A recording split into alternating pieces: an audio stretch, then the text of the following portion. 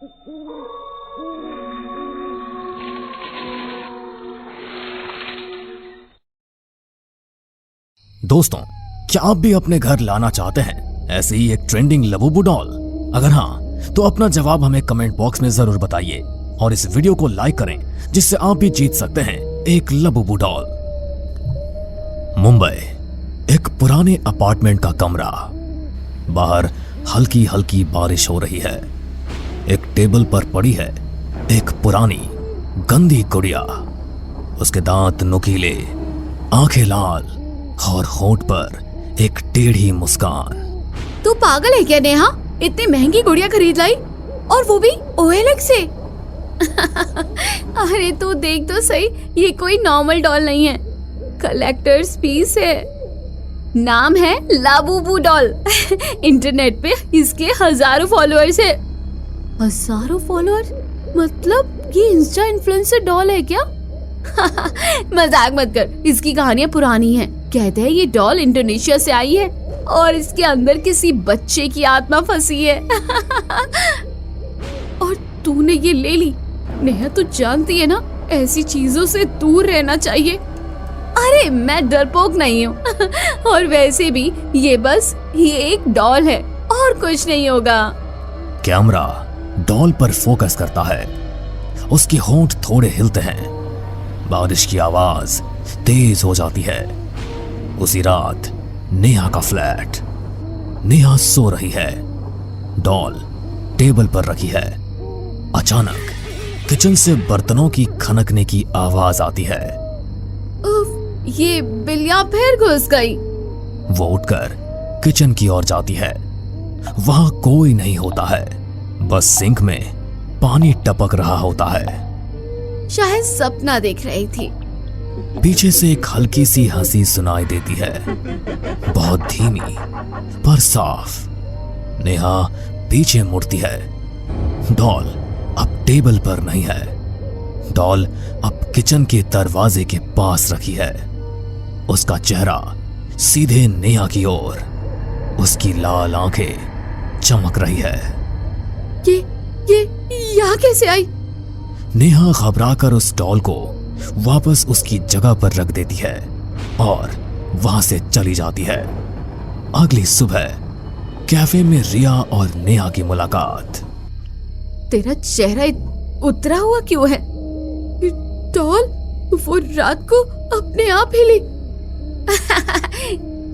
ये तू कह रही है जो कल बोल रही थी डरपोक नहीं हूँ।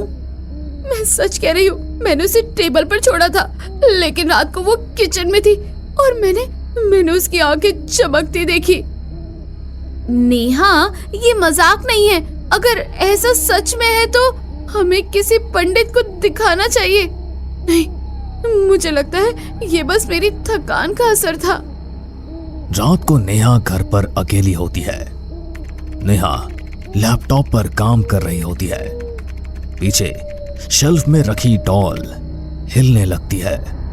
धीरे धीरे वो गिरती है और कुछ काला धुआं निकलता है। ये क्या? ये डॉल में से तो धुआं कैसा निकल रहा है? धुआं उसके कमरे में फैलने लगता है। लैपटॉप स्क्रीन अपने आप चालू होकर एक वीडियो प्ले करने लगती है, जिसमें एक बच्चा चीख रहा है और कुछ बना रहा है। माँ, मत करो प्लीज। लैपटॉप स्क्रीन ब्लैक हो जाती है। डॉल अब नेहा के ठीक पीछे खड़ी है। नेहा बहुत डर जाती है और भागकर अपने कमरे में आ जाती है। तभी उसे रिया का कॉल आता है। हेलो नेहा, तू रो रही है? क्या हुआ तुझे? रिया, ये डॉल ये जिंदा है। ये मुझे देखती रहती है। मैं इसे कहीं भी रखती हूँ तो वहां से उठकर मेरे पीछे आ जाती है। तू दरवाजा लॉक कर, मैं आती हूँ, और जब तक मैं ना आऊँ तब तक तू किसी के लिए भी दरवाजा मत खोलना। तभी अचानक लाइन कट जाती है। हेलो हेलो नेहा, तू मुझे सुन रही है ना? दूसरी तरफ से नेहा का कोई भी रिस्पॉन्स नहीं आता, जिससे रिया और भी घबरा जाती है और जल्दी से नेहा के घर पहुंचती है। रिया वहां पहुंचती है तो देखती है कि नेहा के कमरे का दरवाजा बंद होता है। रिया दरवाजा तोड़कर अंदर जाती है। कमरा ठंडा होता है, जैसे फ्रिज में हो। नेहा कहीं दिखाई नहीं दे रही होती है, बस डॉल कुर्सी पर बैठी हुई होती है। उसके हाथ में नेहा का टूटा हुआ फोन होता है। डॉल के शरीर पर ताजा खून लगा है। हे भगवान, ये डॉल के शरीर पर किसका खून लगा हुआ है? डॉल का सिर धीरे धीरे रिया की ओर घूमता है। कमरे में काला धुआं भर जाता है। रिया किसी तरह से वहां से बचकर बाहर निकलती है और घबराई हुई अपने घर आ जाती है। रिया सारी रात जागी है। नेहा का फोन नहीं लग रहा। उसके दिमाग में सिर्फ कल रात का वो दृश्य घूम रहा है।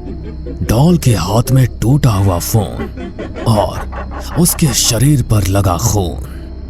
ये कोई नॉर्मल चीज नहीं है, मुझे इसके बारे में पता लगाना ही होगा। वो लैपटॉप खोलती है, इंटरनेट पर सर्च करती है, लबूबू डॉल रियल स्टोरी। कई रिजल्ट आते हैं, लेकिन एक ब्लॉग पोस्ट पर उसकी नजर ठहर जाती है। Labubu the doll that eats its owner, जिसका मतलब होता है वो डॉल जो अपने ओनर को ही खा जाती है। ये डॉल 1970 में जकार्ता इंडोनेशिया के एक टॉय मेकर ने बनाई थी। कहते हैं उसने अपने बेटे की मौत के बाद उसकी आत्मा को डॉल में बंद कर दिया था, लेकिन बेटे की आत्मा मासूम नहीं रही। उसने खिलौने के रूप में इंसानों को अपना शिकार बनाना शुरू किया। ब्लॉग पर एक फोटो है। उस फोटो में हूबहू वही डॉल होती है और उसके बगल में एक बच्चा बैठा होता है जिसकी आंखें बिल्कुल लाल होती है। फोटो में बच्चा मुस्कुरा रहा है, वैसे ही मुस्कान जैसी डॉल की है। रिया पुलिस को बुलाने के बजाय खुद फ्लैट में जाती है। वो पुलिस को देने के लिए सबूत इकट्ठा करना चाहती थी। वो देखती है कि नेहा के घर का दरवाजा खुला है। अंदर अजीब सी सड़ांध फैली है। नेहा, अगर तू मेरी आवाज सुन सकती है तो आवाज दे। देख, मैं तुझे लेने आई हूँ। दीवारों पर अजीब सी खरोंच के निशान बने हैं, जैसे नुकीले पंजों से खुरचा गया हो। टेबल पर एक नोट पड़ी है। अगर इसे रोकना चाहती हो तो पुराने फैक्ट्री तक आओ। फैक्ट्री? ये कौन सी फैक्ट्री की बात हो रही है? वहां सामने देखने पर उसे एक मैप मिलता है, जिसको देखते हुए वो एक फैक्ट्री की तरफ आ जाती है। जैसे ही वो फैक्ट्री के अंदर जाती है, वहां अंदर धूल, टूटी मशीनें और दीवारों पर फफूंदी लगी हुई होती है। रिया टॉर्च लेकर चल रही होती है। नेहा, नेहा, क्या तुम अंदर हो? क्या तुम मेरी आवाज सुन सकती हो? अचानक एक बच्चे की हंसी गूंजती है। टॉर्च की रोशनी एक पुरानी लकड़ी की बेंच पर पड़ती है। वहां डॉल बैठी हुई होती है। उसके पैरों से खून की पतली धारा फर्श पर बह रही होती है। नेहा कहाँ है? बोल। मुझे पता है नेहा को तूने ही छुपाया हुआ है। डॉल चुप रहती है, कुछ बोलती नहीं, लेकिन उसकी आंखें चमकने लगती है। फैक्ट्री के कोने से नेहा बाहर आती है, पर उसकी चाल अजीब होती है, जैसे किसी ने उसके शरीर पर कब्जा कर लिया हो। नेहा, तू ठीक तो है ना? तू ऐसे क्यों चल रही है? तो यहाँ नहीं आनी चाहिए थी। अब तू यहाँ से जिंदा वापस नहीं जाएगी। रिया देखती है कि नेहा की पीठ पर दरारें हैं, जिनमें से धुआं निकल रहा है। हे भगवान, ये तेरे साथ क्या हुआ?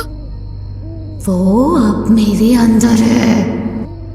अचानक नेहा का सिर झुकता है और उसकी आंखें ढोल जैसी लाल हो जाती है। वो रिया की ओर झपटती है। रिया भागते हुए पुराने रिकॉर्ड रूम में घुसती है। वहां पुरानी फाइलों में उसे फैक्ट्री के मालिक का फोटो मिलता है।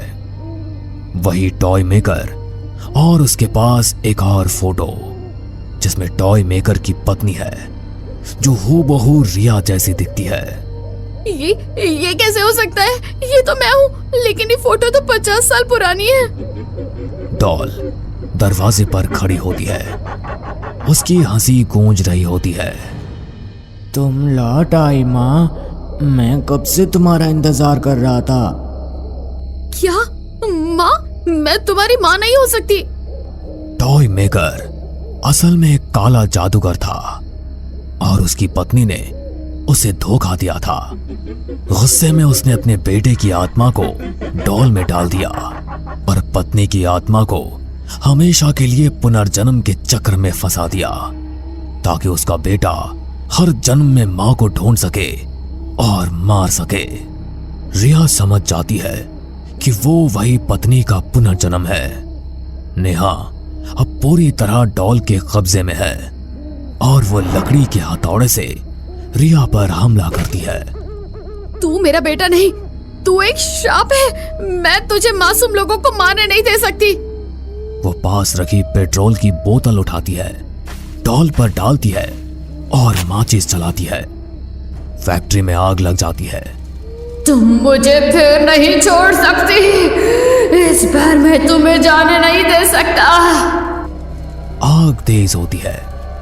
रिया बाहर भागती है, लेकिन पीछे से एक जली हुई डॉल खिड़की से बाहर गिरती है और बिना हिले उसी टेढ़ी मुस्कान के साथ उसे देखती रहती है।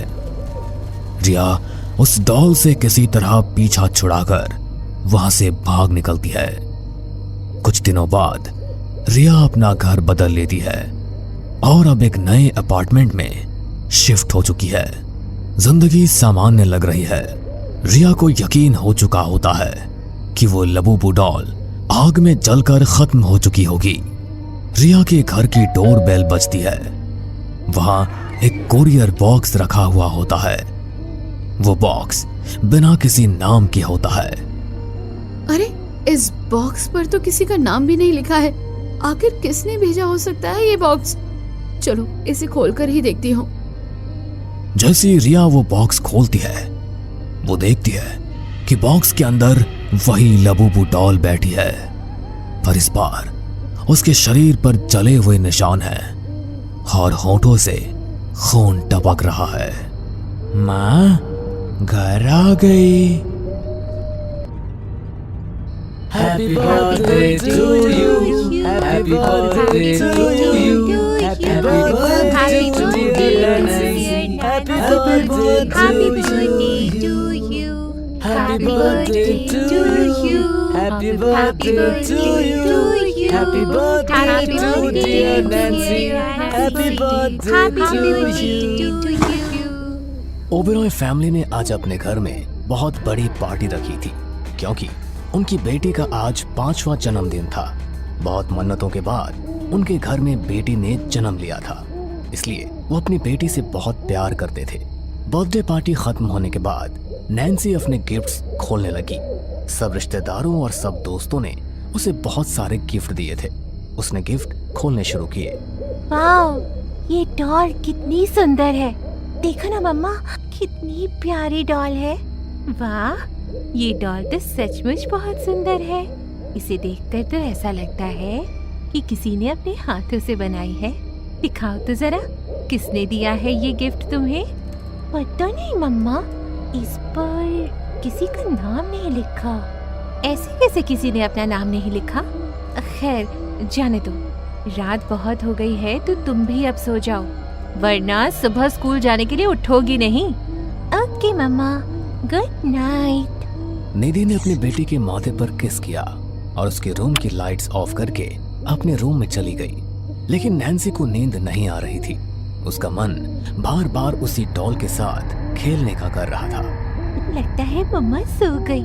अब मैं आराम से अपनी डॉल के साथ खेल सकती हूँ। नैन्सी ने अपनी साइड टेबल पर रखे लैम्प को जलाया और डॉल के साथ खेलने लगी।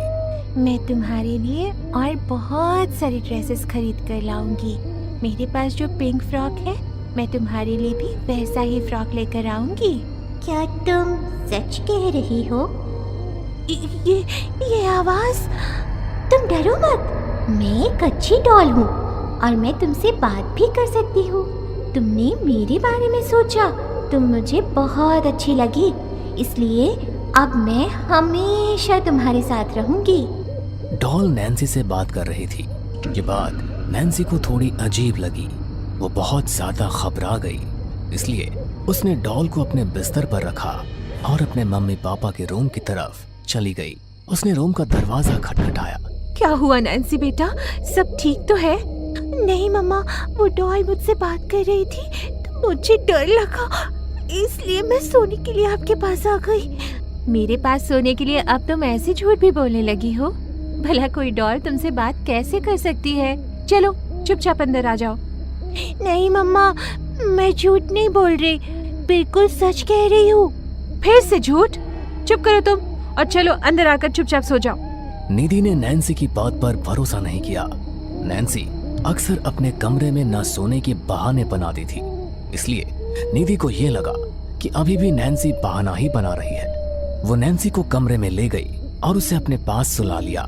कुछ देर में सब गहरी नींद में सो गए, लेकिन नैन्सी को डर के मारे नींद ही नहीं आ रही थी। तभी उसे लगा कि कोई उसे पुकार रहा है। नैन्सी, नैन्सी, तुम मुझे छोड़कर यहाँ पर क्यों आ गई? मैं तो तुम्हें बहुत अच्छी लगी थी ना, तो तुम मेरे साथ खेली क्यों नहीं? डॉल की ऐसी भयानक आवाज सुनकर नैन्सी अचानक से घबरा गई। तभी बेड के सामने खड़ी उस डॉल ने नैन्सी के पैरों को पकड़कर खींचा और नैन्सी सीधा बिस्तर से नीचे गिर पड़ी। उसके गिरने की आवाज से अचानक उसके मम्मी पापा की आंख खुली। नैन्सी, नैन्सी क्या हो गया तुम्हें? तुम बिस्तर से नीचे कैसे गिर गई? अम्मा, वो डॉल मुझे बार बार परेशान कर रही है और उसी ने मेरे पैर पकड़कर खींचे। मुझे वो डॉल नहीं चाहिए मम्मा। क्या डॉल? तुम किस डॉल की बात कर रही हो बेटा? और भला एक डॉल तुम्हारे पैर पकड़कर कैसे खींच सकती है? जरूर तुमने कोई बुरा सपना देखा होगा। अब चलो और चलकर सो जाओ और डरो मत, कहीं पर भी कुछ नहीं है। निधि और नितिन ने उसे शांत किया और फिर से सुला दिया। निधि ने नैन्सी को अच्छी तरह चद्दर में ले लिया ताकि अगर उसे किसी बात से डर लग रहा हो तो ना लगे। जैसे तैसे रात बीती और अगला दिन आया। सुबह निधि उठी तो उसने देखा कि नैन्सी को बहुत तेज बुखार है। नैन्सी को बहुत तेज बुखार है नितिन। कल रात तक तो नैन्सी की तबीयत बिल्कुल ठीक थी, अचानक इतना तेज बुखार कैसे हो गया? ये डॉल यहाँ पे कैसे आ गई मम्मी पापा? मैं तो इसे अपने कमरे में ही छोड़ कर आई थी। बेटा, इसे मैं यहाँ पर लेकर आया हूँ, लेकिन तुम इतना घबरा क्यों रही हो? निधि, आई थिंक हमें नैन्सी को डॉक्टर के पास लेकर जाना चाहिए। बुखार की दवाई भी दिलवानी है। आज मैं ऑफिस से छुट्टी ले लेता हूँ। आज पूरा दिन नैन्सी के साथ ही रहूंगा। नितिन ने ऑफिस से छुट्टी ले ली और निधि और नितिन नैन्सी को लेकर डॉक्टर के पास गए। ओह माय गॉड, नैन्सी को तो बहुत ज्यादा बुखार है। हमें उसे इमीडिएटली एडमिट करना पड़ेगा। डॉक्टर ने नैन्सी को बेड पर लिटाया और उसके हाथ में ग्लूकोज की सिरिंज लगा दी।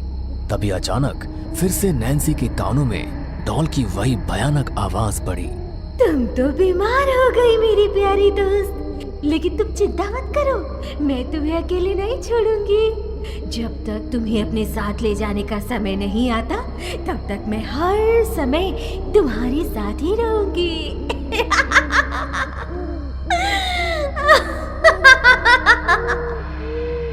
डॉल की आवाज सुनकर नैन्सी अचानक से सहम गई। उसने इधर उधर देखा तो उसके बेड के साइड वाले टेबल पर वही डॉल रखी हुई थी। नैन्सी उसे देखकर इतनी ज्यादा डर गई कि जोर जोर से चिल्लाने लगी। मम्मा, मम्मा प्लीज बचाओ मुझे, वरना ये मुझे मार डालेगी। नैन्सी के मम्मी पापा डॉक्टर के केबिन में थे, लेकिन जैसे वो केबिन से बाहर निकले और उन्होंने नैन्सी के चिल्लाने की आवाज सुनी तो वो जल्दी से नैन्सी के वार्ड में गए। वो पूरी तरह तड़प रही थी। डॉक्टर जल्दी से आए और उन्होंने उसे नींद का इंजेक्शन दे दिया। ज्यादा बुखार होने की वजह से आपकी बेटी को दौरा पड़ गया था, लेकिन मैंने उसे नींद के इंजेक्शन में दवाई मिलाकर दे दिया है, तो धीरे धीरे उसे आराम आ जाएगा। आप चिंता मत कीजिए। 2 दिन तक नैन्सी हॉस्पिटल में एडमिट रही। लेकिन उसकी तबीयत में कोई सुधार नहीं आया, बल्कि उसकी तबीयत और ज्यादा बिगड़ने लगी। क्या आप मुझे बताएंगे कि मेरी बेटी की तबीयत अभी तक ठीक क्यों नहीं हुई है? सिर्फ मामूली बुखार था उसे, और आप कैसे डॉक्टर हैं जो एक पेशेंट का बुखार ठीक नहीं कर पा रहे हैं? देखिए, मैं आपकी परेशानी समझ रहा हूँ मिस्टर नितिन, लेकिन आपकी बेटी का बुखार लाख कोशिश करने के बाद भी कम नहीं हो रहा है। लेकिन आप चिंता मत कीजिए, हमने उसकी मेडिसिन को चेंज किया है। आपकी बेटी जल्दी बिल्कुल ठीक हो जाएगी। सिस्टर, आज सिस्टर जूलिया वापस आने वाली है ना? हाँ डॉक्टर, आज सिस्टर जूलिया ही नाइट ड्यूटी पर रहेंगी। डॉक्टर और नर्स नैन्सी को दवाई देकर चले गए और वो भी गहरी नींद में सो गई। निधि और नितिन 2 रात से ठीक से सोए नहीं थे, तो उन्हें भी वहां बैठे हुए नींद आ गई।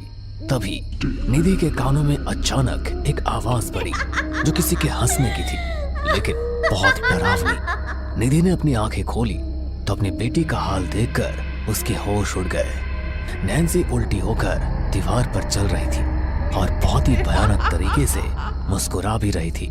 उसका चेहरा उसी डॉल की तरह लगने लगा था जो उसे उसके बर्थडे गिफ्ट में मिली थी। Twinkle, twinkle, little star, how I wonder what you are. Twinkle, twinkle, little star, how I wonder what you are. Nancy, Nancy बेटा, ये क्या कर रही हो तुम वहां पर कैसे गई? नैन्सी नहीं हूँ मैं तो डॉल हूँ। और नैन्सी भी अब हमेशा के लिए मेरे साथ ही जाएगी क्योंकि वो मुझे बहुत अच्छी लगी। मेरा कोई दोस्त नहीं है तो अब नैन्सी मेरी दोस्त बनकर हमेशा के लिए मेरे साथ ही रहेगी, एक दूसरी डॉल के अंदर। सिस्टर! निधि के चिल्लाने की आवाज सुनकर अचानक नितिन की भी नींद टूट गई और सिस्टर जूलिया जो रात की ड्यूटी पर थी हड़बड़ाती हुई दौड़कर वहां आई। लेकिन जब तक नितिन और सिस्टर जूलिया को कुछ पता चल पाता तब तक नैन्सी वापस अपने बिस्तर पर आकर लेट गई थी, जैसे अभी कुछ हुआ ही नहीं था। निधि, क्या हुआ तुम्हें? तुम इतनी जोर जोर से चिल्ला क्यों रही थी? हाँ, क्या हुआ आपको? मैं भी डर गई। सब कुछ ठीक तो है ना? वो डॉल नैन्सी। क्या वो डॉल, वो नैन्सी? मुझे कुछ समझ नहीं आ रहा है। निधि ने नैन्सी की तरफ डरते हुए देखा तो नैन्सी ने उसे देखकर बड़ी ही भयानक स्माइल दी, लेकिन वो इतनी सहम चुकी थी कि कुछ बोल ही नहीं पाई। तभी जूलिया ने निधि से कहा, लगता है आपने कोई बुरा सपना देख लिया है। आइए मैं आपको रेस्ट रूम तक लेकर चलती हूँ। आप थोड़ी फ्रेश हो जाएंगी तो आपको अच्छा लगेगा। नर्स जूलिया निधि को रेस्ट रूम ले गई, लेकिन जैसे वो निधि को लेकर अंदर गई वैसे ही निधि के गले में होली क्रॉस का एक लॉकेट डाल दिया। ये क्या कर रहे हो तुम? मैं जानती हूँ कि आपको ये बहुत अजीब लगा होगा, लेकिन आपकी बेटी बीमार नहीं है, बल्कि उस पर किसी शैतान का साया है। उसके रूम के अंदर जो डॉल रखी है वो शैतान ही है, और उसी शैतान ने आपकी बेटी के शरीर पर कब्जा कर लिया है। क्या? हाँ, और ये कोई रेस्ट रूम नहीं बल्कि अस्पताल में भगवान की पूजा का कमरा है, इसलिए वो शैतान यहाँ पर नहीं आ सकता और ना ही हमारी बातों को सुन सकता है। हमें अभी के अभी आपकी बेटी को उस शैतान से बचाना होगा, क्योंकि कल नो मून नाइट है। अगर हमने इसे आज नहीं बचाया तो कल उसे बचाना बहुत मुश्किल हो जाएगा। लेकिन उस शैतान से हम मेरी बेटी को कैसे बचाएंगे? बचाएंगे, जरूर बचाएंगे, क्योंकि मेरे पास गॉड के वचनों की ताकत है। बस जैसा मैं कहती हूँ वैसा ही करना।